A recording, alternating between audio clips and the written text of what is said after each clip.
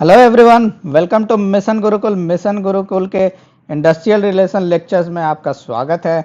तो हम लोगों ने अभी तक देख रखे हैं, इंडस्ट्रियल रिलेशंस के बेसिक्स देख रखे हैं, एम्प्लॉयर्स एसोसिएशन देख लिया है और एम्प्लॉइज एसोसिएशन भी ऑलमोस्ट कंप्लीट कर दिया है। लेकिन ट्रेड यूनियन को ख़त्म करने से पहले ट्रेड यूनियन मूवमेंट बताना बहुत ज़रूरी है, क्योंकि ट्रेड यूनियन का हिस्ट्री और इंडियन हिस्ट्री दोनों एक साथ से कोइंसाइड करते हैं। तो अगर ये जो एग्जामिनर है अगर पूछना चाहे तो ये आपको हिस्ट्री में भी इसके क्वेश्चंस दे करके आपसे पूछ सकता है। तो इसको बेसिकली ख़त्म करना बहुत ज़्यादा इम्पॉर्टेंट है। तो हम लोग आज ट्रेड यूनियन मूवमेंट का हिस्ट्री देखेंगे, तो उसी के साथ आपका ट्रेड यूनियन चैप्टर पूरा फिनिश हो जाएगा। उसमें बचा हुआ रह जाएगा आपका ट्रेड यूनियन एक्ट। ठीक है, तो या तो हम लोग उसको लेबर लॉज में कवर कर सकते हैं या तो फिर हम इस लेक्चर के जस्ट बाद ही भी कवर कर सकते हैं उसको। तो आपको कमेंट करके बताना है कि क्या हम उसको पहले कवर कर ले इसके साथ ही ट्रेड यूनियन एक्ट, या फिर लेबर लॉज पढ़ेंगे तो एक साथ एक सीक्वेंस में ट्रेड यूनियन एक्ट को वहां पढ़ लें। तो चलिए शुरू करते हैं फिर। तो शुरू करने से पहले सबसे पहले ट्रेड यूनियन हिस्ट्री अगर पढ़ना है तो हमें सबसे पहले ये जानना पड़ेगा कि ट्रेड यूनियन हिस्ट्री ओरिजिन कहाँ से हुई, ट्रेड यूनियन का बर्थ कहाँ से हुआ। उसके थ्योरीज तो हम लोगों ने देख रखे हैं, थ्योरीज बहुत लोगों ने बताया, मार्क्स ने बताया, वेब ने बताया, कोल की थ्योरी देखी हमने, टेननबाम की थ्योरी देखी हमने, कॉन्शियसनेस थ्योरी देखी। तो ये सारी थ्योरी तो हमने देख ली कि कैसे ट्रेड यूनियन का ओरिजिन होता है। लेकिन एक्चुअल जो हिस्ट्री है वो हम लोग बहुत ही ज़्यादा ब्रीफली देख लेते हैं। तो इसका ओरिजिन कहाँ हुआ? ब्रिटेन में। जब हमने बताया कि इंडस्ट्रियल रिलेशन स्टेबलाइज कब हो रहा था तो 1830s में स्टेबलाइज हो रहा था। तो उस समय क्या थे कि बहुत ही स्पॉर्डिक, स्पॉन्टेनस और लूज ऑर्गेनाइजेशंस जो ट्रेड यूनियन बन रहे थे। लेकिन उस समय जो एक्ट था 1799 एंड 1800 का जो कॉम्बिनेशन एक्ट था उसने बैन कर रखा था ट्रेड यूनियनिज्म को। तो जितने भी ट्रेड यूनियंस थे सब पे बहुत ही ज़्यादा ऑपरेशन हो रहे थे, बहुत ज़्यादा उसमें अरेस्ट और लोगों को पीटा जाता था वो कि ट्रेड यूनियन एक्टिविटी में पार्ट। तो बहुत ही मतलब एक टाइप से बहुत ही लूज, और ये अर्ली फेज है यहाँ पे। मतलब जो ट्रेड यूनियन थे वो एक टाइप से अपने आप को छुपाने के लिए वो क्लब और सोसाइटीज़ में बदल गए थे। यहाँ पे आपको ब्रिटिश जो हिस्ट्री पढ़ना है उसमें अगर ब्रिटेन का पढ़ना है तो आपको बस ये 5-6 कीवर्ड्स पढ़ लेने हैं। इस 5-6 कीवर्ड्स के अलावा और कहीं से क्वेश्चन आने की प्रोबेबिलिटी नहीं है।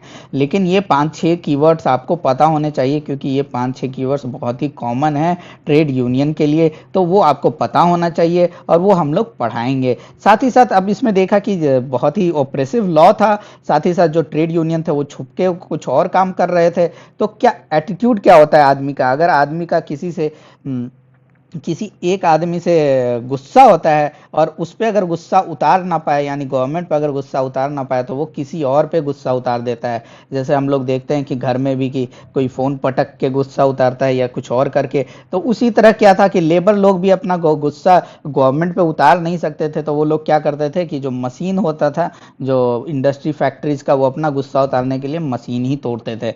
तो उसी मूवमेंट को कहा जाता था लुडाइट मूवमेंट। तो ये क्वेश्चन बहुत ही ज़्यादा इंपॉर्टेंट हो सकता है, क्योंकि ऐसे कीवर्ड्स पूछे जा सकते हैं, ये सब बहुत ही कॉमन कीवर्ड्स है। तो वो भी हमने देख लिया। लेकिन ऐसे ही चलते चलते 1824 में लेबर मूवमेंट के कारण कॉम्बिनेशंस, यानी जो लेबर यूनियंस उस समय बोला जाता है, उसको लीगलाइज कर दिया गया। लेकिन उस समय भी काफ़ी लिमिटेशंस थी, यानी आपको लीगलाइज कर दिया गया लेकिन आपको स्ट्राइक करने का पावर नहीं दिया गया, आपको एम्प्लॉयर के अगेंस्ट डिस्कशन करने का पावर नहीं दिया गया। तो वो एक टाइप से बस ऑन पेपर हो गया कि लीगलाइज कर दिया गया। फिर अब चलते हैं दूसरे फेज में, ये 1830 to 49। यहाँ पे ईयर और डेट याद करना इंपॉर्टेंट नहीं है, मैंने पहले ही बोल दिया कि आपको सिर्फ ये कीवर्ड्स जहाँ भी आते हैं वहाँ पे आपको बस नोट कर लेना है, बस वहीं पे आपका इस ब्रिटिश ट्रेड यूनियनिज्म खत्म हो जाएगा।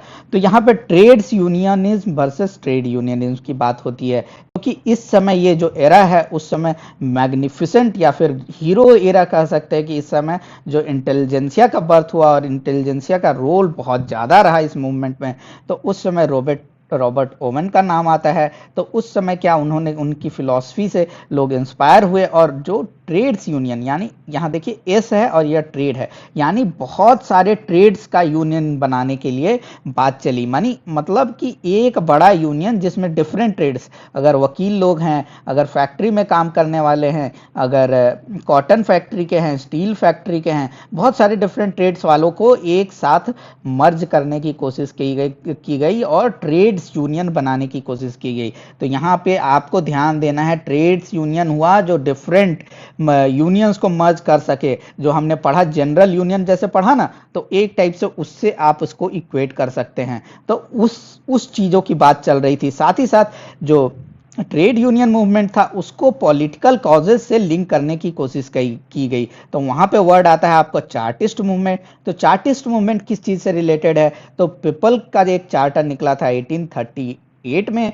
उसमें डिमांड किया गया था कि वोट बाय बैलेट हो, मैनहुड सफरेज हो, और साथ ही साथ एक दो बातें और भी है कि ये सारी चीजें आप पढ़ लीजिए, और ये इसमें all of the above answer है। तो ये एक टाइप से चार्टिस्ट मूवमेंट था, यानी पॉलिटिकल रिफॉर्म की बात चल रही थी, उससे ट्रेड यूनियन मूवमेंट को जोड़ दिया गया। तो उसको बोलेंगे हम लोग trades unionism versus trade unionism phase. यानी एक टाइप से अगर बहुत ही सिंपल वर्ड में, तो एक टाइप से जनरल यूनियन का फेज था, ठीक है। लेकिन ऐसा लिखना नहीं है, हमें लिखना है ट्रेड्स यूनियनिज्म, ठीक है। ये फेज हमने देख लिया। तो इसका अल्टीमेट रिजल्ट क्या था कि रिफॉर्म एक्ट लाया गया 1832 में। लेकिन रिफॉर्म जो एक्ट आया उसमें क्या था कि उसका रिजल्ट कुछ बहुत ही अच्छा नहीं था। वर्कर्स को वोटलेस वर्कर्स को वोटिंग का राइट नहीं रहा। अभी भी गुस्सा हो गया कि डिसइल्यूजन थे कि हमें कुछ तो मिला नहीं। इतना मूवमेंट भी किया चार्टिस्ट, लेकिन कोई फ्रूटफुल रिजल्ट नहीं निकला, ठीक है। तो ये एक बात खत्म हो गई, ये एक टाइप से ये आप पढ़ लीजिएगा। ये अब चलते हैं नेक्स्ट फेज में। नेक्स्ट फेज आपका आता है 1850 टू 79। तो जो जैसे हमने देखा कि इस फेज को हम बोलते हैं न्यू मॉडल यूनियनिज्म। इसको आप लोग हम इक्वेट कर सकते हैं क्राफ्ट, जो हमने पिछले लेक्चर में पढ़ा है, क्राफ्ट यूनियनिज्म।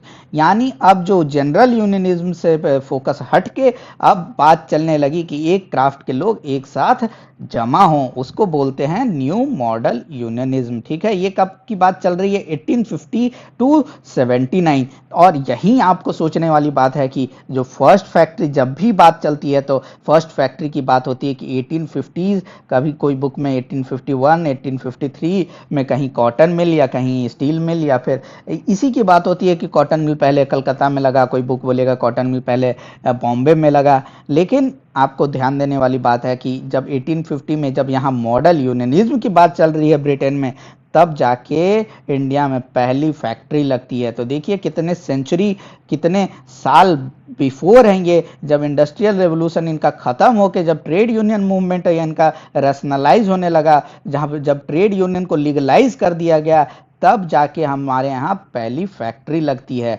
तो ये एक टाइप से आपको रिलेट करना है, क्योंकि मेन फोकस तो हमारा इंडियन मूवमेंट ही पढ़ना है। तो न्यू मॉडल यूनियनिज्म को क्या हम बोल सकते हैं? क्राफ्ट यूनियनिज्म से रिलेट कर सकते हैं। ये क्या था कि organizing worker on the basis of craft, बस इतना ही आपको पढ़ना है। इसमें एक अमलगेटेड सोसाइटी ऑफ इंजीनियर्स ने इन लोगों इसका शुरुआत किया। तो एक नाम है, आप बस दिमाग में रखें। लेकिन इसमें इस पीरियड में और दो चीज़ों की बात हुई कि ट्रेड्स यूनियन कांग्रेस का बात हुआ, यानी बहुत सारे ट्रेड्स के यूनियन एक जगह मिलते थे और एक चीज़ों को डिस्कस करते थे पॉलिसी के बारे में कि गवर्नमेंट की पॉलिसी कैसी होनी चाहिए जिससे हमारा फायदा हो। तो इसको कह सकते हैं कि यहीं पे एक बीज बोया गया लेबर पार्टी का, ब्रिटेन के लेबर पार्टी का एक टाइप से यहाँ पे बीज बोया गया, ठीक है। यहाँ पे सीड बो दिया गया था, और जो लेबर लोग थे वो लोग पार्लियामेंट्री इलेक्शन यानी पॉलिटिक्स में इंटरेस्ट लेने लगे, ठीक है। ट्रेड्स यूनियन कांग्रेस और पॉलिटिक्स में इंटरेस्ट क्या है? आपका सीड बो दिया गया लेबर पार्टी का, ठीक है। तो ये तो हो गई बात। अब चलते हैं new unionism. New unionism phase बोला जाता है 1880 से 1999 तक। तो इस समय क्या हुआ? इस समय हमारे पूरा जो सोसाइटी था वो सोशलिस्ट रिफॉर्म की तरफ जा रहा था। तो ट्रेड यूनियन मूवमेंट भी देखा कि अरे सोशलिस्ट आइडियोलॉजी जो थी, इक्वलिटी की आइडियोलॉजी जो थी, जो ट्रेड यूनियन पे ज़्यादा फोकस करती थी, जो वर्कर्स पे ज़्यादा फोकस करती थी, जिनका मानना था कि जो नीचे तबके के लोग हैं उनका सबसे पहला हक है कोई भी गवर्नमेंट पॉलिसी में, तो वैसी आइडियोलॉजी जब आई तो ट्रेड यूनियन को लगा कि वाह, ये तो हमारे लिए ही आइडियोलॉजी है। तो दोनों का मिलन हो गया और ये जो न्यू फेज का जन्म हुआ वो हमारा फेज बोला जाता है न्यू यूनियनिज्म। तो ठीक है, सोशलिस्ट फिलॉसफी प्लस जो हमारा बीज बोया गया था, सीड जो बोया गया था, इन दोनों का क्या हुआ, इन दोनों का मिलन हुआ, इन दोनों का शादी हुआ और जन्म क्या हुआ आपका, लेबर पार्टी का। ठीक है, तो यहीं तक हमें पढ़ना है। क्या इनका क्या हुआ, सोशलिस्ट आइडियोलॉजी और जो ट्रेड यूनियन मूवमेंट चल रहा था उससे जन्म हुआ लेबर पार्टी ऑफ ब्रिटेन। तो यहीं तक हमें जानने की बात है। उसमें हमें जानना भी क्या है, तो ट्रेड्स यूनियनिज्म हमने देख लिया कैसे जनरल यूनियनिज्म से रिलेट करता है। हमने देखा कि न्यू मॉडल यूनियनिज्म कैसे क्राफ्ट यूनियनिज्म से रिलेट करता है। और न्यू यूनियनिज्म को क्या हम बोलते हैं, एक टाइप से सोशलिस्ट आइडियोलॉजीज जब आ गई। चार्टिस्ट मूवमेंट भी हमने क्वेश्चन करके देख लिया और साथ ही साथ ल्यूडाइट मूवमेंट भी हमने कर लिया। तो एक टाइप से आपका ब्रिटिश ट्रेड यूनियनिज्म का जो हिस्ट्री है एक टाइप से होलिस्टिकली कंप्लीट हो गया, क्योंकि इससे ज़्यादा क्वेश्चन पूछने के बहुत कम प्रोबेबिलिटी हैं। और अगर पूछा भी जाएगा तो लेबर पार्टी एक टाइप से देखिए, हिस्ट्री से क्वेश्चन आता है तो मॉडर्न हिस्ट्री यानी जो एक एरा के बाद वाली हिस्ट्री से क्वेश्चन नहीं आते, क्योंकि वो एक टाइप से मॉडर्न फेज हो गया। ठीक है, उसमें आपका ज़्यादा चीज़ें नहीं हैं, क्योंकि उसमें अगर क्वेश्चन आएगा तो फिर पूछेंगे करंट अफेयर्स। यानी हिस्ट्री जैसे इंडिया भी है तो 1947 यानी या फिर 1950s तक के क्वेश्चन आएंगे, लेकिन उसके बाद 50s टू 90s के क्वेश्चन आने के बहुत ही कम प्रोबेबिलिटी हैं। उसके बाद जो क्वेश्चन आते हैं वो करंट से या तो रिलेटेड होते हैं या तो फिर 90s के बाद के जो चीज़ें होते हैं उससे रिलेटेड होते हैं। तो हमें उसी तरह से फोकस करना है कि बीच का थोड़ा सा छोड़ भी देंगे, क्योंकि उसमें ज़्यादा एक्शन हुआ भी नहीं है और उसको पढ़ने का फ़ायदा नहीं है, क्योंकि क्वेश्चंस तो आएंगे नहीं उस पर से ज़्यादा। तो फिर भी लेकिन हम लोग सप्लीमेंट्री नोट्स बना के दे देंगे, जिनको पढ़ने का मन है वो पढ़ लेंगे। अब चलते हैं trade union movement in India. तो इसमें कीवर्ड्स देख लेते हैं कि कौन कौन से बहुत ही ज़्यादा इंपॉर्टेंट है। एक तो गिरी प्रपोजल, लेबर डे क्या होता है, कंपलसरी एडजुडिकेशन क्या है, कॉमन लॉ क्या है, मेरिट ट्रायल क्या है, और साथ ही साथ all India trade Union Congress. This is very important, क्योंकि यही एक टाइप से आपका इनिशियल फेज में ट्रेड यूनियन मूवमेंट था। तो अर्लियर्स क्या था, हमने देखा कि कैसे 1850s में जब ग्रेट ब्रिटेन में आपका मूवमेंट स्टेबलाइज हो रहा था तो पहली फैक्ट्री लगी थी यहाँ पे। तो हम लोग एक टाइप से अगर बर्थ देखें कि ट्रेड यूनियन मूवमेंट का बर्थ कहाँ से होता है तो उसको ट्रेस किया जाए तो ऐसा बोल सकते हैं कि establishment of Bombay mill hands association under presidencyship of N.M. Lokhande in 1890s is often referred as the starting point of Indian labor movement। ठीक है, लेकिन आपको इसको इक्वेट नहीं करना है कि ये एसोसिएशन ट्रेड यूनियन, क्योंकि इसका कोई भी एक्टिविटी ट्रेड यूनियन की एक्टिविटी से कंसाइज या कन्वर्ज नहीं करता है। लोखंडे जी एक टाइप से फिलंथ्रोपिस्ट थे। उनका मानना था कि चलो ये जैसे हो सकता है ना, जैसे अभी बिल गेट्स को आप बोल सकते हैं फिलंथ्रोपिस्ट हैं, वो काफ़ी वर्क करते हैं गरीब लोगों के लिए या फिर लो वर्कर्स लोगों के लिए। वो अगर लेकिन ऑर्गेनाइजेशन बना दें और तो उनको तो नहीं बोल पाएंगे ना कि वो उन्होंने ट्रेड यूनियन बनाया है, क्योंकि कोई उनका एक्शन जो उनका काम है, उनका लेबर वेलफेयर के प्रति काम है, लेकिन वो ट्रेड यूनियन से एक टाइप से उसको डायरेक्टली रिलेट नहीं किया जा सकता है। तो इसी तरह से इसको हम लोग डायरेक्ट ट्रेड यूनियन नहीं बोलेंगे, लेकिन यहाँ से हम लोग कह सकते हैं कि यहीं से आपका सीड, ठीक है, सीड बो दिया गया आपका ट्रेड यूनियन मूवमेंट का। एनएम लोखंडे जी के बारे में जान लें, इनको father of labour movement in India भी बोला जाता है। और इनकी जो एसोसिएशन थी वो दीन बंधु, जो आपको गौरव सर बहुत ही अच्छे से पढ़ा रहे हैं, सारी चीज़ें आपको याद रखना है। दीन बंधु पब्लिश करती थी एक जर्नल। तो ऐसे जर्नल्स के हमेशा देखिए कैसे ये हिस्ट्री से रिलेट हो रहा है, आपका हिस्ट्री में ही ऐसे क्वेश्चन आ सकते हैं, तो आपको ध्यान देने वाली बात है। फिर जब बीज तो बो दिया गया, जब बीज बो दिया गया उसमें क्या था, जो हमारा सीड बो दिया गया था, लेकिन जब फर्स्ट वर्ल्ड वार आया तो हमने देखा है कि कैसे इकोनॉमिक हार्डशिप आ गई। ये नौकरियां तो बढ़ गई लेकिन प्राइस लेवल इंक्रीज कर गया बहुत ही ज़्यादा। तो इकोनॉमिक हार्डशिप तो थी ही, साथ ही साथ जो हमारा आइडियोलॉजी था, रशियन रेवोल्यूशन एक टाइप से रिलेट कर सकते हैं, सोशलिस्ट रेवोल्यूशन से आप रिलेट कर सकते हैं। तो आइडियोलॉजी में सोशलिस्ट आइडियोलॉजी आपकी आ चुकी थी, सोशलिस्ट रेवोल्यूशन आ चुका था, सीड बो दिया गया था, इकोनॉमिक हार्डशिप हो रही थी, सोशलिस्ट रिवॉल्यूशन हो रहा था। और साथ ही साथ अब देखेंगे कि पॉलिटिकल, जब वर्ल्ड वॉर खत्म हुआ तो पॉलिटिकल जो सिनेरियो था, मार्शल लॉ लगा दिया गया, जालियांवाला बाग इंसिडेंट हुआ, रॉलेट एक्ट हुआ। तो ये एक टाइप से पॉलिटिकल सिनेरियो भी बहुत ही खराब था। तो जैसे आप देखते हैं ना मूवी में कि हीरो का जन्म कब होता है, जब वो कोई बदमाश या फिर जो विलन होता है उसके बाप को भी मार देता है, उसके बहन लोगों को भी मार देता है, और अंत में क्या, उसकी बूढ़ी माँ बच जाती है और वो भी दर बदर भटकने लगती है, तब जाके आपका हीरो का जन्म होता है। उसी तरह से सिनेरियो बहुत ही विपरीत था। और उस समय क्या होता है, एक आपका कैटलिस्ट यानी आईएलओ का जन्म होता है, और आईएलओ बोलता है कि आप लोग जो इंटरनेशनल कॉन्फ्रेंस है उसमें हम लोग 4 रिप्रेजेंटेटिव हर देश से लेंगे, 2 गवर्नमेंट के, 2 एक एम्प्लॉयर के और एक एम्प्लॉई के। तो एक टाइप से ये सिनेरियो रहा। और साथ में जब आईएलओ का बर्थ हुआ तो उसी के साथ हमारे ट्रेड यूनियन मूवमेंट का बर्थ हुआ है। ठीक है, तो यहाँ से आपका trade union movement of India का बर्थ हुआ। ठीक है, तो ये आपकी कहानी हो गई, कैसे हमारा ट्रेड यूनियन मूवमेंट कितने विपरीत परिस्थितियों से जन्म लिया है। ठीक है, ये हो गई बात। तो ये हमारा ये ट्रेड यूनियन मूवमेंट का जन्म हुआ, और उसको उस समय इक्वेट कर सकते हैं हम लोग, क्योंकि उस समय all India trade Union Congress जो कि बनाया गया 1920 में, एक टाइप से जो हमारा बीज बोया गया था वो अब बढ़ के एक टाइप से पेड़ या फिर पौधा हो चुका था, that is all India trade Union Congress. अब इसको रिलेट करते हैं फेज ऑफ 1920 एंड 29 पे।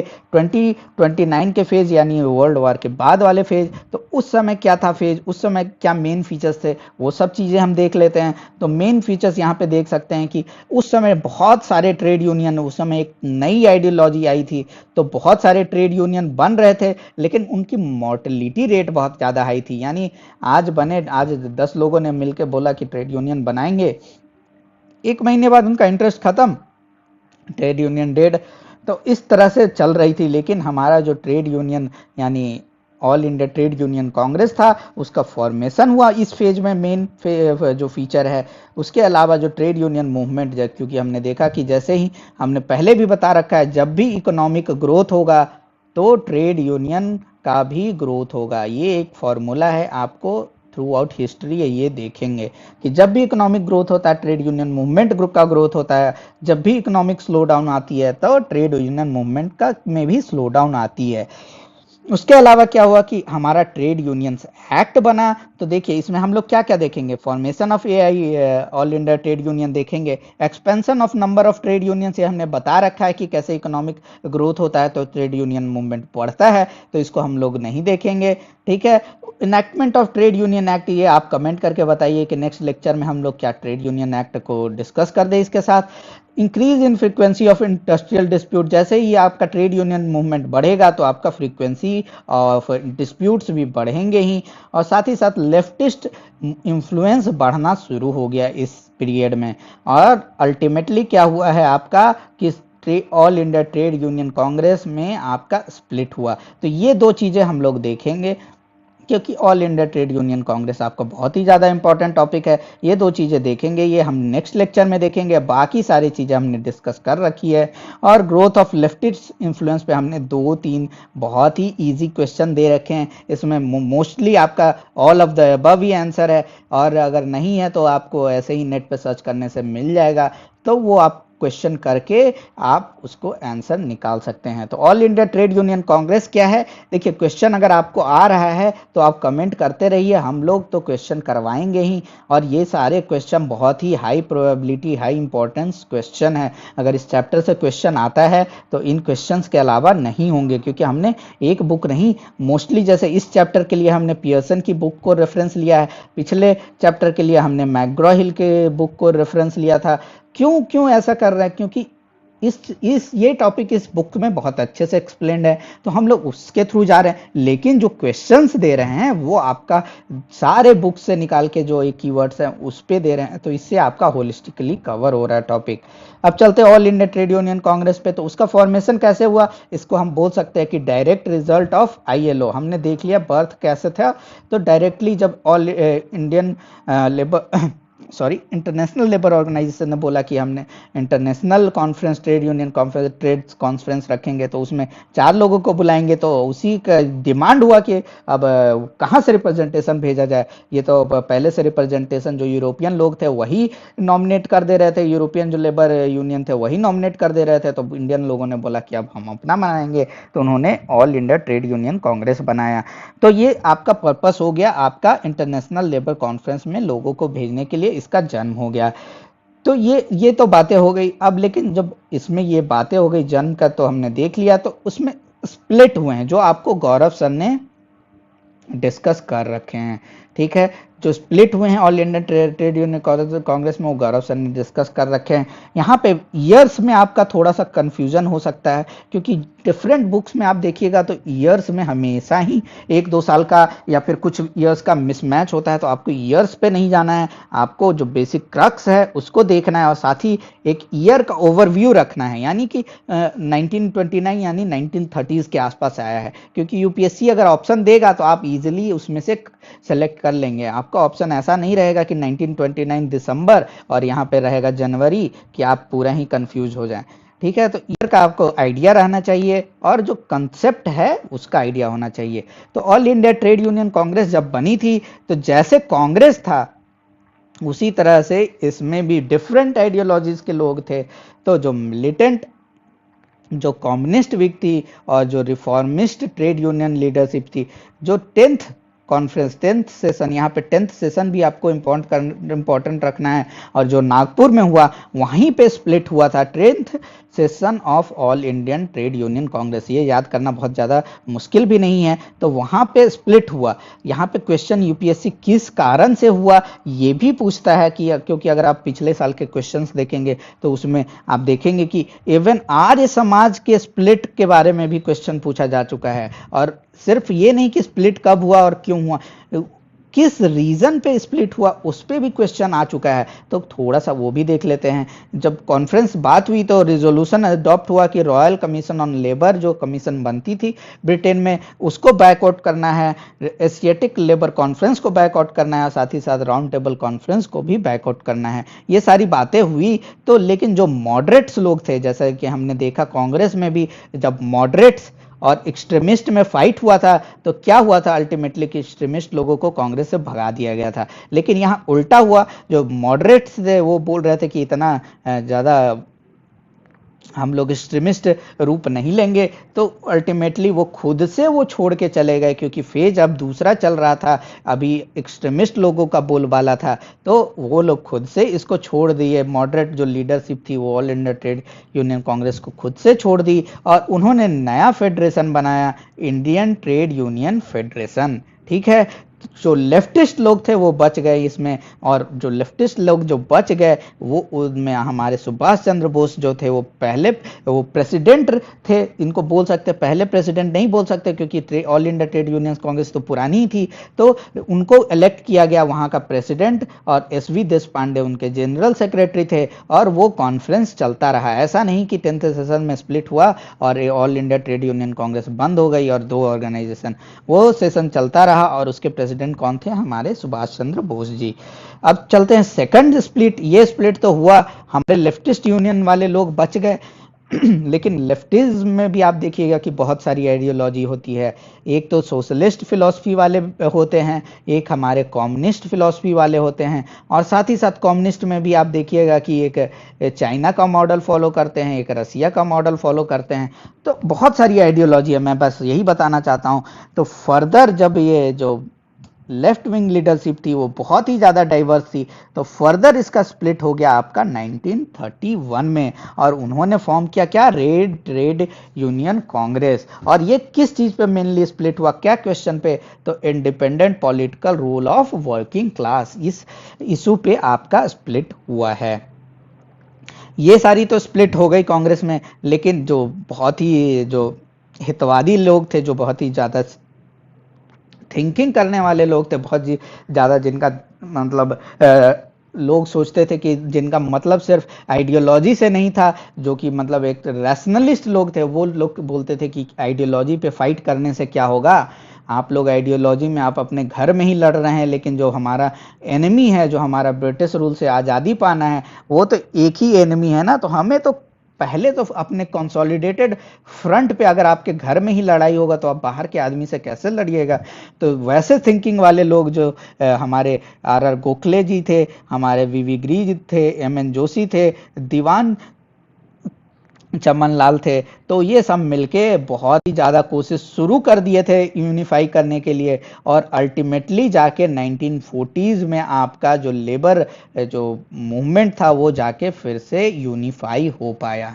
ठीक है, तो इतना ही आपको पता होना चाहिए कि कैसे आपका all India trade Union Congress में फॉर्मेशन हुआ, कैसे पहला स्प्लिट हुआ, कैसे दूसरा स्प्लिट हुआ, और कैसे आपका रीयूनिफिकेशन हुआ। आपको गौरव सर के लेक्चर में आपको पता चल गया होगा कि कैसे इसका शॉर्ट नोट्स बनाएंगे, उन्होंने ये इसको 2 से 3 मिनट में एक्सप्लेन कर दिया है।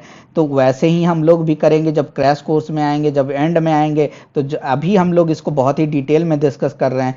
फिर आपका फोकस जो रहेगा इंडस्ट्रियल रिलेशन के लेक्चर का, वो आपका फोकस रहेगा सिर्फ और सिर्फ एग्जाम बेसिस पे, आपको नॉलेज देने का फोकस नहीं रहेगा सिर्फ, और एग्जाम सेंट्रिक आपका अप्रोच रहेगा, क्योंकि ये टॉपिक नया है और लोगों को पता नहीं है। तो सबसे पहले तो आपको बेसिक्स स्ट्रॉन्ग करने पड़ेंगे ताकि आप उस पर बिल्डिंग खड़ा कर सके। इसलिए हमने इसको इस टाइप के लेक्चर्स ला रहे हैं ताकि आपके बेसिक्स स्ट्रॉन्ग हो जाए। उसके बाद हम लोग जो क्वेश्चंस बेस्ड अप्रोच है वो हम लोग एंड में करेंगे। ठीक है, तो अब चलते हैं फेज। अब देखिए, ये तो फेज हो गया, ये फेज 1940s का है, तो ये रियूनिफिकेशन फेज जो है वो हमारा इस फेज में एक टाइप से आता है, लेकिन हम लोगों ने पहले ही डिस्कस कर लिया। जो मेन इवेंट थे इसमें रियूनिफिकेशन ऑफ ट्रेड यूनियन मूवमेंट, ये तो हमने ऑलरेडी डिस्कस कर लिया। ग्रेट डिप्रेशन क्या था ये तो हमें पता होता है मोस्ट ऑफ लोगों को, जो अमेरिका से शुरू हुआ था और जो पूरे वर्ल्ड में फैल गया। तो हमने क्या देखा है, हमारी फॉर्मूला हमारा क्या है, economic development is directly proportional to trade union movement. तो जो हमारा डिप्रेशन आया यानी इकोनॉमिक स्लो डाउन आया, तो ट्रेड यूनियन मूवमेंट में भी हमारा स्लो डाउन आया। देखिए यहाँ पे जो बातें कही गई है ना, जब जब हमारा जब जब हमें एक एनिमी से फाइट करने का मौका जब आया है, यानी कोई बड़ा एनिमी आया है हमारे ट्रेड यूनियन मूवमेंट के लिए, यानी जैसे देखिए अभी आपका डिप्रेशन आ रहा है 1930s में, डिप्रेशन पूरा दुनिया में उसका इम्पैक्ट दिखना शुरू हो चुका है, लेकिन हमारा क्या है, हमारे घर में खुद से लड़ाई चल रही है। पहला स्प्लिट हो रहा है, दूसरा स्प्लिट हो रहा है, घर के ट्रेड यूनियन मूवमेंट अपने घर को संभालने में लगे हैं, और यहाँ लोगों की नौकरी जा रही है, लोगों के वेजेस कम हो रहे हैं डिप्रेशन से, लेकिन हम लोग क्या कर रहे हैं, अपने घर को संभालने में लगे हैं। वही सिनेरियो अगर आप आगे भी देखेंगे तो हमारा ट्रेड यूनियन मूवमेंट का ऐसा किस्मत रहा है, ऐसा बदकिस्मती कहिए कि जब भी हमें दूसरे से लड़ने का मौका आया है तो हम लोग आपस में ही लड़ते रह गए हैं। ठीक है, तो जिसका ये रिजल्ट हुआ कि बहुत ही ज़्यादा हमारे ट्रेड यूनियन मूवमेंट स्ट्रांग नहीं रह पाया शुरू से ही, और उसका रिजल्ट ये है कि अभी भी हम देखेंगे तो बहुत ही कम प्रो लेबर सेंट्रिक, जैसा अभी हम पढ़ेंगे ट्रेड यूनियन एक्ट पढ़ेंगे तो देखेंगे कि उसमें कितना कम प्रो लेबर रूल्स हैं, वो कितने कम हैं, जितने होने चाहिए उतने तो नहीं हैं। तो ग्रेट डिप्रेशन हमने देख लिया कि बिगेन इन 1921 इन यूएस, और इसका मैसिव रिपरकशन 1930s से शुरू हो गया था ऑल ओवर वर्ल्ड, और it was not till 1934 that trade union activity revived again. क्यों? क्योंकि अगर इकोनॉमिक स्लो डाउन आएगा तो ट्रेड यूनियन एक्टिविटी में भी स्लो डाउन आएगा। उसके अलावा एक मेरिट ट्रायल बहुत ही ज़्यादा इंपॉर्टेंट आता है, इस पर डायरेक्टली आपका हिस्ट्री में भी क्वेश्चन पूछा जा सकता है। तो मेरिट ट्रायल क्या था? मेरिट ट्रायल में जितने भी बड़े बड़े लीडर्स थे ट्रेड यूनियन मूवमेंट के, उसको पकड़ पकड़ के जेल में डाल दिया गया था, जैसे कि मुजफ्फर अहमद डांगे जी हमारे, उसके अलावा भी आप देख सकते हैं बहुत ही इंपॉर्टेंट नाम से हैं ये सब ट्रेड यूनियन मूवमेंट के, इनको पकड़ के जेल में डाल दिया गया था उनके, क्योंकि आप स्ट्राइक करते हैं, आपकी फिलॉसफी ऐसी नहीं है। काफ़ी कानून थे उस समय जो कि ट्रेड यूनियन मूवमेंट को सप्रेस करने के लिए थे, तो उनको पकड़ के जेल में डाल दिया गया। लेकिन उनको सबको सेंटेंस जो अवार्ड हुआ वो 1933 में, जो बिगिनिंग हुआ उसका 1929 में, सेंटेंस अवार्ड हुआ 1933 में। और लेकिन क्योंकि आप देखेंगे कि जो trade union is not issue of India, trade union is issue of through out the world. तो अगर आप ब्रिटिश लेबर पार्टी आपके रूल में आती है और जो ब्रिटिश की गवर्नमेंट है वही ट्रेड यूनियन के जो मेंबर्स हैं उसको जेल में डालते हैं, तो क्या क्या रिएक्शन होगा? जो ट्रेड यूनियन पे बेस्ड पार्टी है उसका रिएक्शन क्या होगा? तो इंटरनेशनल एजिटेशन के बाद इनका हमारा सेंटेंसेस ड्रास्टिकली रिड्यूस कर दिया गया था। यानी ये जो प्रो लेबर पार्टी है वो हमेशा, चाहे कोई भी देश की लेबर हो, उसके लिए उनके पास सिंपैथी होगी ही। जैसे हमारी जो कम्युनिस्ट पार्टी रही है उनका सिंपैथी हमेशा रसिया की तरफ रहा है। क्यों? क्योंकि उनका एक टाइप से आइडियोलॉजिकल जन्म हुआ है, वो अपने आप को रसिया को एक टाइप से मदरलैंड मानते हैं कि हमारी आइडियोलॉजी का जन्म वहीं से हुआ है। तो अब चलते हैं इसमें एक और हमारा जो इम्पोर्टेंट क्या रहा कि formation of Congress ministries under Indian act 1935। तो इंडियन एक्ट 1935 आपको डिटेल में इसके क्या क्या प्रोविजंस है वो गौरव सर बताएंगे। हम लोग इसको देखते हैं ट्रेड यूनियन मूवमेंट के रिलेशन से। तो ये क्या था कि इसमें इलेक्शन का प्रोविजन था, तो कांग्रेस ने तो इलेक्शन लड़ा, सब जगह से जीत गए उन्होंने, लेकिन मैनिफेस्टो जो लाया था, मैनिफेस्टो में हम उन्होंने बहुत बड़ी बड़ी बातें कर दी। आपने ये मांझी मूवी देखी होगी या कहानी सुना होगा आपने, जैसे मांझी की तरह गवर्नमेंट ने वादा कर, थोड़ा सा मैं डिफरेंट करके बता रहा हूँ कि जैसे गवर्नमेंट ने वादा कर दिया कि हम लोग पहाड़ तोड़ेंगे, ये जो पहाड़ सामने है वो पहाड़ को हमको तोड़ देना है। लेकिन जब वो इलेक्शन जीत के गए तो उनके हाथ में एक फावड़ा थमा दिया गया और बोला गया कि लो ये पहाड़ तोड़ो, हम लोग, तुम तो इलेक्शन जीत गए। यानी वादे तो उन्होंने बहुत बड़े किए थे, लेकिन जो उनके हाथ में जो मीन्स दिए गए उस वादों को पूरे करने के लिए वो बहुत ही मीगर थे। हाँ, हमें पहाड़ तोड़ना है, लेकिन कांग्रेस के पास क्या था? एक फावड़ा था उससे। और उनके पास टाइम भी क्या था? उन्होंने कब से कब कब तक किया? जो गवर्नमेंट ऑफ इंडिया एक्ट में जो बनी थी वो अर्ली 1937 में उन्होंने रिजाइन भी कर दिया था। तो ये आपका क्या है, सॉरी 37 में जो एक्ट 35 में आया था, इलेक्शन के ये इन्होंने रोल जो लिया 1937 में रोल लिया। और जब वॉर शुरू हुआ, वर्ल्ड वॉर शुरू हुआ, तो इन्होंने रिजाइन भी कर दिया। यानी इनका टर्म जो था, एक तो टर्म इनका बहुत छोटा था, स्मॉल, उसके साथ साथ इनके पास बहुत ज़्यादा लिमिटेशंस थी।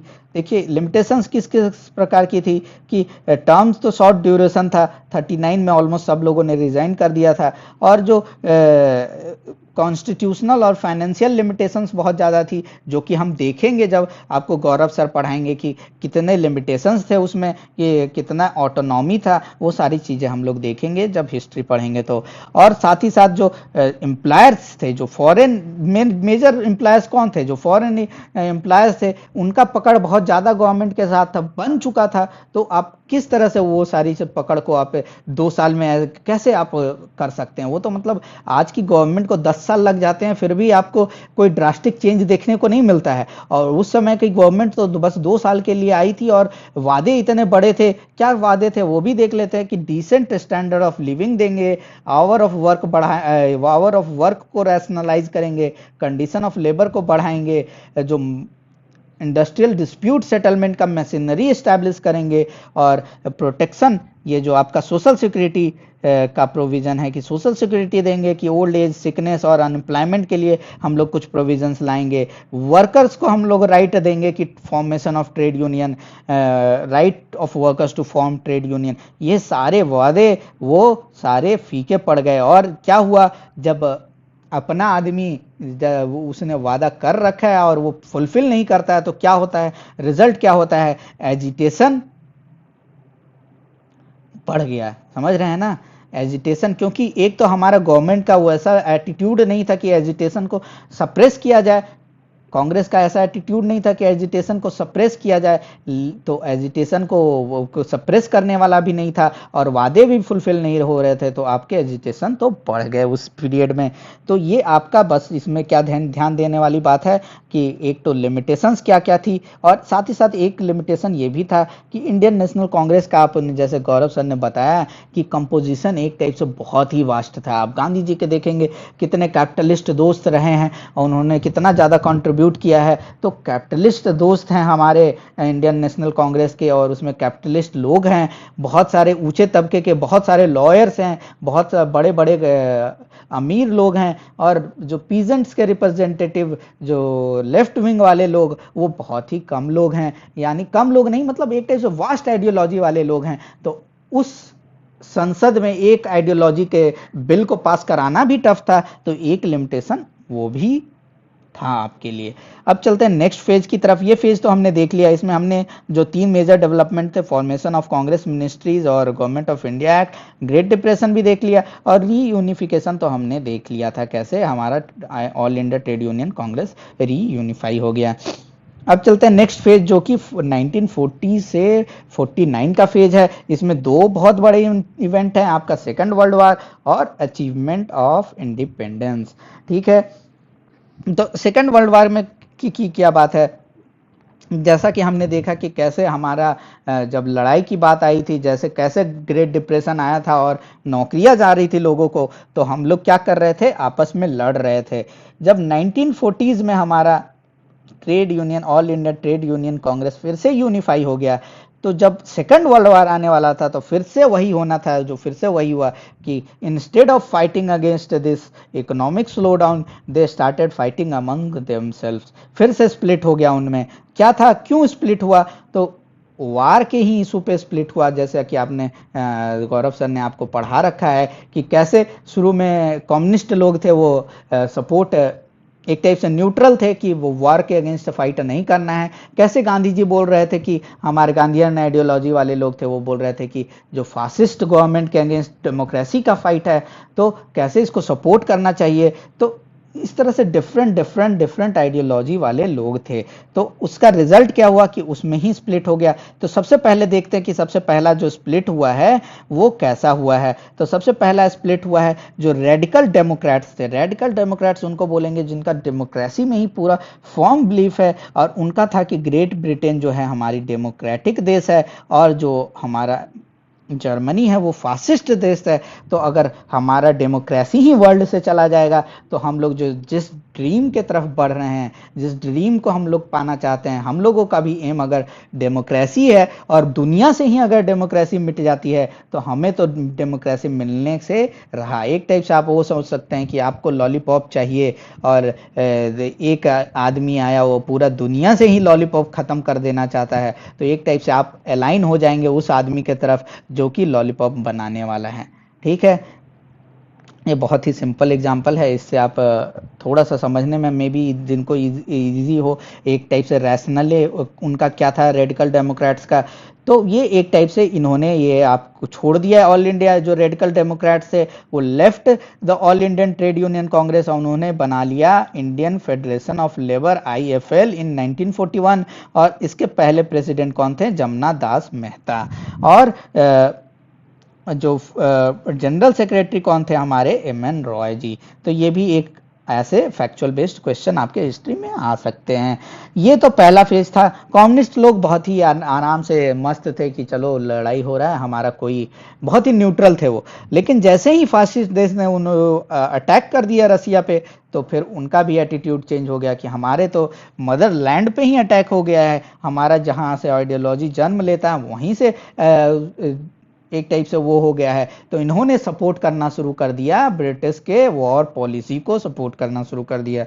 और जब ब्रिटिश के वॉर पॉलिसी को सपोर्ट जो भी कर रहे थे, जैसे रेडिकल डेमोक्रेट्स सपोर्ट कर रहे थे वॉर को, और जो कम्युनिस्ट लोगों ने वो वॉर को सपोर्ट करना शुरू कर दिया, तो ब्रिटिश का रवैया तुरंत ही बदल गया इन लोगों के बीच में के तरफ। और इन लोगों ने क्या किया कि ब्रिटिश लोगों ने ग्रांट भी देना शुरू कर दिया, इंडियन फेडरेशन ऑफ लेबर को भी ग्रांट दिया, और जो कम्युनिस्ट लोगों को, जिन लोगों को जेल में बंद करके अभी तक रखे हुए थे, उन सबको जेल से निकाल दिया गया, और उनको बोला गया कि जाओ तुम लोग खुला हो, तुम लोग एक टाइप से चोर चोर मौसेरे भाई हो गए, हम हमारे तुम आइडियोलॉजी से हमारे वॉर को सपोर्ट कर रहे हो तो हम भी तुम्हारा सपोर्ट करेंगे। तो उन्होंने क्या किया कि कम्युनिस्ट लोगों को जेल से छोड़ दिया। तो क्या हुआ, हमारा जो all India trade Union Congress था वो बट चुका था AITUC में और IFL में, और साथ ही साथ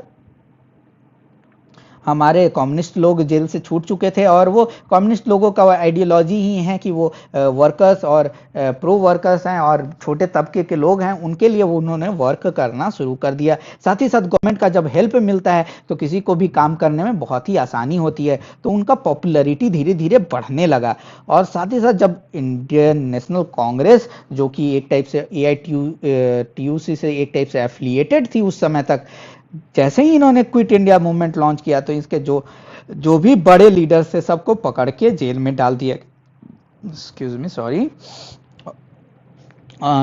सबको पकड़ के जेल में डाल दिया गया। ये हमने क्विट इंडिया मूवमेंट में भी पढ़ा कि जितने भी बड़े लीडर्स थे सबको पकड़ के जेल में डाल दिया गया।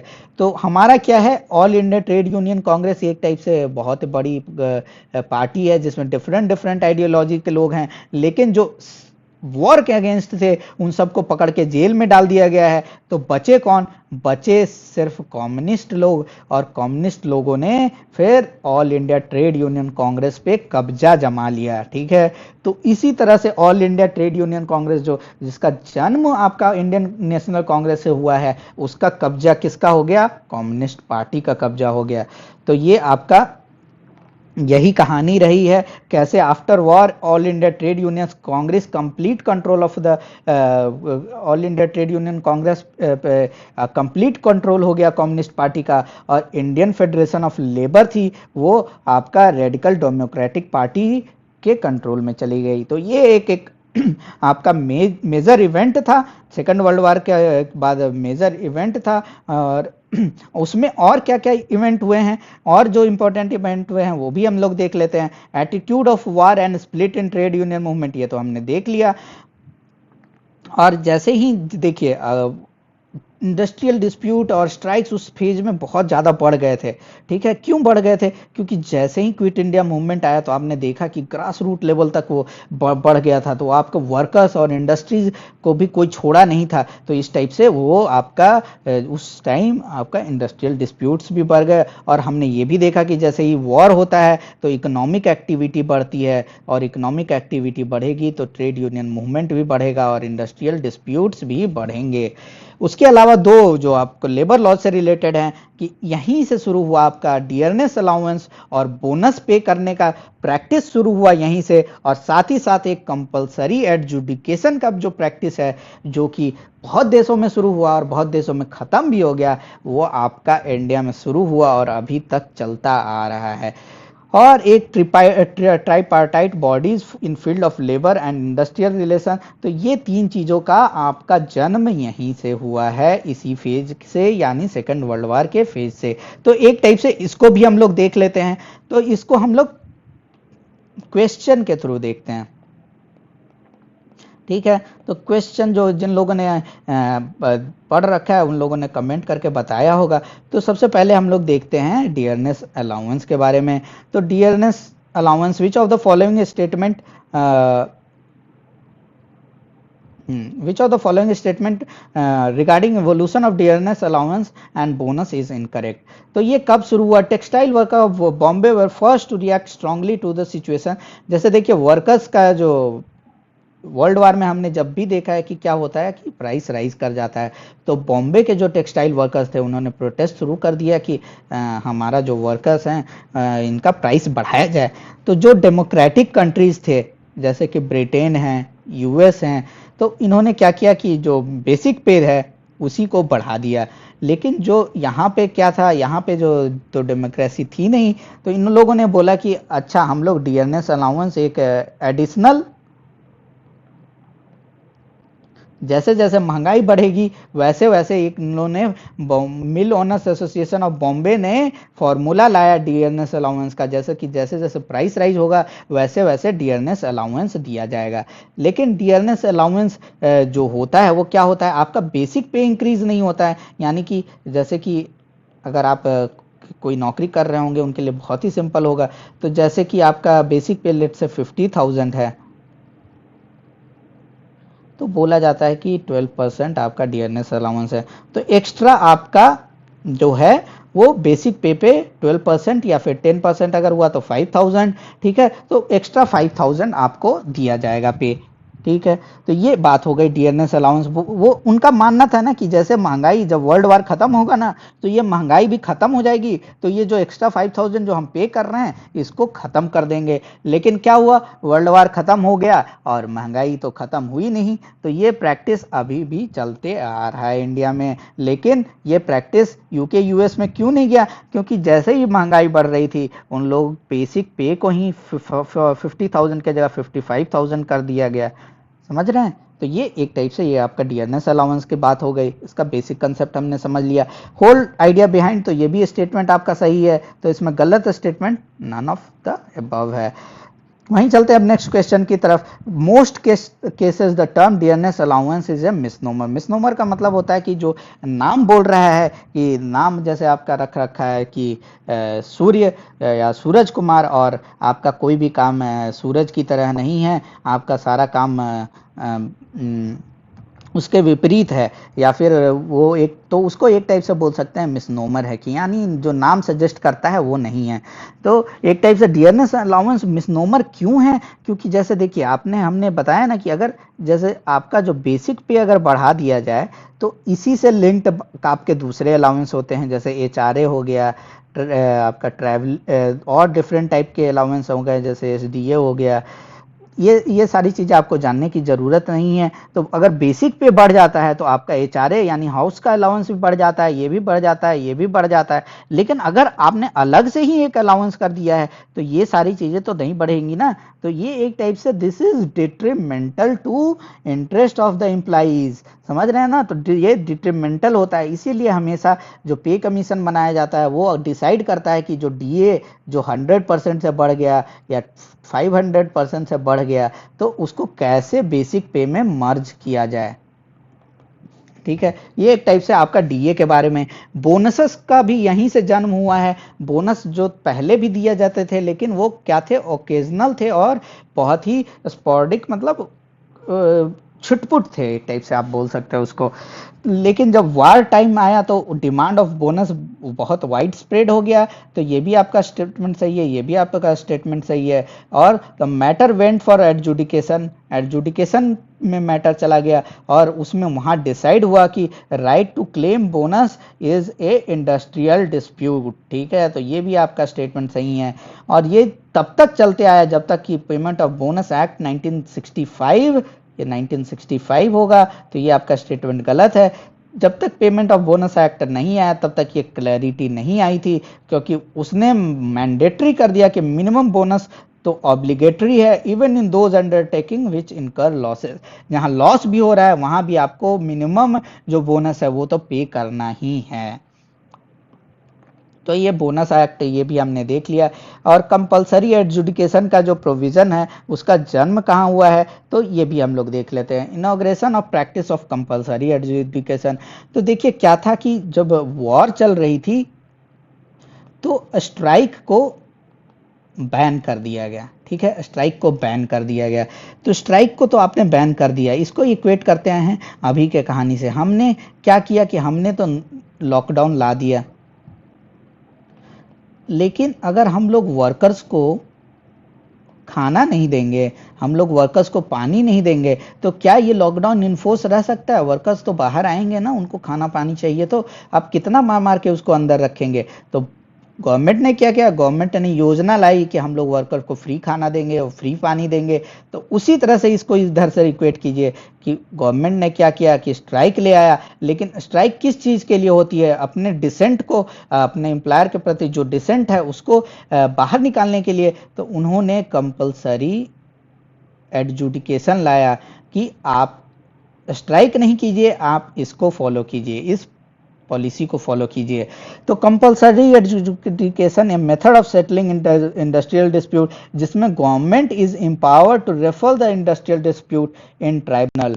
जो भी इंडस्ट्रियल डिस्प्यूट है उसको ट्राइब्यूनल में रेफर कर सकता है, रिगार्डलेस ऑफ कंसेंट। एम्प्लॉयर या एम्प्लॉइज का कंसेंट हो या ना हो, गवर्नमेंट के पास पावर है कि वो बोल दिया कि जाओ ये तुम्हारा कोर्ट केस हो गया, आप ट्राइब्यूनल में जाके इसको लड़ो, यहाँ पर प्रोटेस्ट नहीं करना है, ठीक है, जो पार्टी जीता वो। तो ये rule under rule 81 of India defence of India act, उसमें आपका जो स्ट्राइक है उसको प्रोहिबिट कर दिया गया था, और वहीं से आपका जो कंपलसरी एडजुडिकेशन का जन्म हुआ।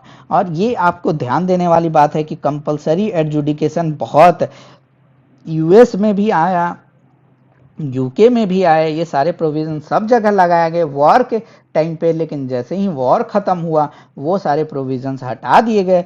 लेकिन इंडिया में क्या है कि जो कंपलसरी एडजुडिकेशन का जो आपका शुरू हुआ परंपरा वो अभी तक चलता आ रहा है। और ऐसा कहा जाता है कि अब जो लेबर और वर्कर का जो डिमांड की लड़ाई होती है वो इंडस्ट्री में नहीं, इंडस्ट्री के गेट पे नहीं, बल्कि कोर्ट के गेट पे लड़ी जाती है। यानी ज़्यादा आपकी जो स्ट्राइक्स नहीं होते हैं, जो एम्प्लॉयर से डिमांड की बात नहीं होती है, लेबर मूवमेंट की बात नहीं होती है, आपका बात होता है किसका, वकील और कोर्ट की बात होती है कि अच्छा ये कोर्ट में केस चला गया। अब चलते हैं, अब तो आज़ादी मिल चुकी है हमें, तो आज़ादी के बाद आपका क्या दो चार इम्पोर्टेंट जो पॉइंट्स हैं वो देख लेते हैं। अब जो आज़ादी के बाद के सारे प्रोविजंस हम लोग देखेंगे तो उसमें ज़्यादा मेजर जो क्या है, मेजर लेबर लॉज हैं। यानी कि ज़्यादा इंसिडेंट कुछ नहीं हुआ है, लेकिन जो लेबर लॉज हैं वो आपके ज़्यादा इनैक्ट हुए हैं, और ज़्यादा रिलेशनशिप क्या है उनका लेबर लॉज से ही है। जैसे क्या कि आज़ादी मिली है, आज़ादी के टाइम हुआ है, जब जब हमने बताया कि जब भी गवर्नमेंट अपना है तो गवर्नमेंट तो रिप्रेशन नहीं करेगा, लेबर मूवमेंट के अगेंस्ट स्ट्रिक्ट एक्शन नहीं लेगा, तो इंडस्ट्रियल डिस्प्यूट्स बढ़ेंगे। लेबर को लगा कि हमारा तो अब राज आ गया है, तो वो तो एम्प्लॉयर के अगेंस्ट खड़ा ज़्यादा होंगे ना, तो उसका रिजल्ट क्या हुआ कि इंडस्ट्रियल डिस्प्यूट्स ज़्यादा बढ़ गए। तो इंडस्ट्रियल डिस्प्यूट एक्ट आया 1947 का, जिसको हम लोग बहुत ही डिटेल में पढ़ेंगे। उसके बाद क्या आया कि गवर्नमेंट लोगों का भी डिमांड हो गया कि हमारी सैलरी बढ़ाई जाए। तो फर्स्ट पे कमीशन बनी है जो मेन 1946 में, और इससे रिलेटेड आपका पे कमीशन से रिलेटेड आपका क्वेश्चन भी आया था, जो फार्मूला करके या क्रोड्स फार्मूला जो है वो आपका पे कमीशन से ही रिलेटेड है, और वो करंट का टॉपिक, डायनेमिक टॉपिक है, वो सब भी हम लोग पढ़ेंगे। ट्रेड यूनियंस अमेंडमेंट एक्ट आया, तो जब हम लोग ट्रेड यूनियंस एक्ट पढ़ेंगे तो वो भी पढ़ेंगे कि कैसे ये एक्ट बहुत ही ज़्यादा गेम चेंजर हो सकता था, लेकिन ये अमेंडमेंट कभी इवन आफ्टर पासिंग ये कभी ऑपरेशनल यानी कभी फोर्स में लाया ही नहीं गया। उसके बाद हम लोगों ने देखा कि कैसे सिनेरियो में क्या था कि आपका all India trade Union Congress जो था किसके अंडर हो गया था, सीपीआई मतलब कम्युनिस्ट पार्टी के अंडर वो चला गया था। और कैसे आपका यहाँ पे हमने देखा था कि कैसे रेडिकल जो लोग थे, उन्होंने रेडिकल डेमोक्रेट्स, यहाँ रेडिकल डेमोक्रेट्स वर्ड बहुत ज़्यादा इंपॉर्टेंट है, जो रेडिकल डेमोक्रेट्स थे उन लोगों ने आईएफएल बना लिया था। तो आपका जो कैसे आपका जो मूवमेंट था वो बढ़ चुका था, सीपीआई जो all India trade Union Congress CPI था, और फिर आईएफएल था आपका, एक एंटिटी दो एंटिटी, और साथ ही साथ आपके बहुत सारे छोटे छोटे ऑर्गेनाइजेशन थे। उसके अलावा भी एक दो ट्रेड यूनियंस थे जिसको हम लोग नहीं जाने तो अच्छा है, ज़्यादा कन्फ्यूजन होगा।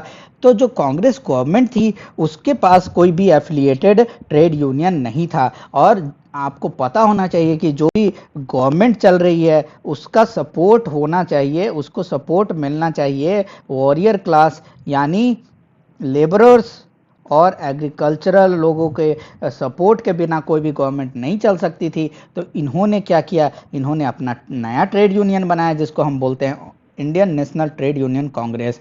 तो divided trade union movement further sub divided when Indian National Trade Union Congress was set up by कौन, तो गुलजारी लाल नंदा, जो कि गांधीयन आइडियोलॉजी में विश्वास करते थे, और जो सरदार वल्लभ भाई पटेल, जिनको हम लोग बोल सकते हैं पावरफुल कांग्रेस लीडर जो थे, वो उनके फर्स्ट प्रेसिडेंट बने। तो किस तरह से आपको पता चल रहा है कि कैसे कितना ज़्यादा कांग्रेस का इन्फ्लुएंस रहा है इसके बनने में। तो रिजल्ट, तो ये तो हमारी जो कहानी थी कि पोस्ट इंडिपेंडेंस में क्या क्या हुई है, और मोस्टली हम लोग जब लेबर लॉज डिस्कस करेंगे तो ये सारे कहानी हम लोग डिस्कस करेंगे। लेकिन जो आउटपुट एक आया कि Indian National Trade Union Congress का बर्थ हम लोगों ने देख लिया, और साथ ही साथ बहुत सारे जो लेबर लॉज जो इस फेज के आउटपुट थे, जो फैक्ट्रीज एक्ट है, ईएसआईसी एक्ट, जो कि मेजर जो आपका एम्प्लाइज के बेनिफिट के लिए बनाया गया, factories act, ESIC act, minimum wages act, coal mines का एक्ट है दो, तो ये सारे एक्ट्स बने, और ये सारे एक्ट्स हम लोग देखेंगे, खास करके फैक्ट्रीज एक्ट, ईएसआईसी एक्ट और मिनिमम वेजेस एक्ट, ये तो बहुत ही ज़्यादा इंपॉर्टेंट है, तो ये अच्छे से हम लोग देखेंगे। और आफ्टर इंडिपेंडेंस का दो मेजर डेवलपमेंट क्या क्या हुआ, तो हम लोग देखेंगे कि कैसे इंडियन कॉन्स्टिट्यूशन बना, और कैसे constitutional provisions related to labour वो क्या क्या हैं, और वो आपके बहुत ही, ये आपको अगर 10 स्टार देना है तो 10 स्टार इस टॉपिक को दे दीजिए, क्योंकि ये बहुत ज़्यादा इंपॉर्टेंट है। कैसे हमारा लेबर फोर्स में चेंजेस आया, कैसे ऑक्यूपेशनल पैटर्न चेंज किया, कैसे इंडस्ट्रियल डिस्ट्रीब्यूशन चेंज किया, कैसे प्लानिंग कमीशन आया और उसका क्या रोल रहा, ये सारी चीज़ें हम लोग इकोनॉमी में देखेंगे। Adoption of specific and economic policies, तो इकोनॉमिक पॉलिसी और इंडस्ट्रियल पॉलिसी जो लेटेस्ट है वो हमारा डायनेमिक टॉपिक इकोनॉमी का है, उसमें हम लोग देख लेंगे। और जो बचे हुए जो लेबर लॉज हैं, वो वेलफेयर मेजर्स हैं, वो हम लोग जब लेबर लॉज पढ़ेंगे तो सीक्वेंस वाइज और एक अच्छे सीक्वेंस से हम लोग उसको कवर करेंगे। ठीक है, बोनस फैक्ट कुछ हमने दे दिए हैं कि ये यूनियन कब बना, और जैसा बीएमएस, जैसे अभी की गवर्नमेंट जो है उससे एफिलिएटेड ट्रेड यूनियन कौन है, तो भारतीय मजदूर संघ, तो उसका भी फॉर्मेशन हमको पता होना चाहिए 1955 में कि किन के लीडरशिप में बना है, ये भी पता होना चाहिए, हो सकता है इस पे ही क्वेश्चन आ जाए। उसके अलावा हमने जो क्वेश्चंस दिए हैं वो बहुत ही ईजी हैं, जैसे वार्धा रेजोल्यूशन, तो इसका आंसर मैं अभी बता देता हूँ, इसमें कोई इनकरेक्ट नहीं है, ये हमने दिया है सिर्फ कि आपको पता रहे कि उसके जो मेजर प्रोविजंस क्या है वो क्या है। वैसे ही वार्धा रेजोल्यूशन के अलावा कराची रेजोल्यूशन पे भी मैंने दिया है, उसका भी answer all of the above है। क्यों दिया है, क्योंकि वो सारे हमने हिस्ट्री में पढ़ा रखे हैं और एक टाइप से आपके लिए बहुत ही ज़्यादा इंपॉर्टेंट है, तो आपको एक बार उस पर नज़र डाल देना है। तो यहीं पे हम लोग ख़त्म करते हैं ये लेक्चर, और हम लोगों का इंडस्ट्रियल ट्रेड यूनियन मूवमेंट हमारा ख़त्म हो चुका है। और इसके बाद जो बचे हुए 2-4 कीवर्ड्स या क्वेश्चन जो बनते हैं वो हम लोग मॉक टेस्ट जब बनाएंगे, तो जैसे हम लोगों ने 2-3 बुक तो अभी कवर कर लिए हैं, जो बचे हुए 2-3 बुक के कीवर्ड्स है वो मॉक टेस्ट में हम लोग दे देंगे, ताकि वहाँ से आपका कवर हो जाए। और जो आपका ट्रेड यूनियन एक्ट है जो बचा हुआ, वो आप हमें कमेंट करके बताइए कि अभी पढ़ा दिया जाए या फिर जब लेबर लॉ पढ़ाया जाएगा तब पढ़ा दिया जाए, क्योंकि आपका एम्प्लॉइज एसोसिएशन तो ख़त्म हो गया। अब हम लोग चलने वाले हैं इंडस्ट्रियल डिस्प्यूट टॉपिक पे, और इंडस्ट्रियल डिस्प्यूट टॉपिक के बाद हम लोग उसके सॉल्यूशन को भी देखेंगे, और सॉल्यूशन में स्पेसिफिकली कलेक्टिव बार्गेन और पार्टिसिपेशन इन मैनेजमेंट, ये एक लेक्चर में ख़त्म हो जाने वाला टॉपिक है। उसके अलावा एडजुडिकेशन, आर्बिट्रेशन, ये सारी चीज़ें भी हम लोग देखेंगे, और अंत में हम लोग फिर बाद में आएंगे लेबर लॉज और कॉन्स्टिट्यूशनल प्रोविजंस पे। ठीक है, तो आज का लेक्चर यहीं पे ख़त्म किया जाए, मिलते हैं फिर से नेक्स्ट लेबर लॉ के लेक्चर में, तब तक के लिए धन्यवाद।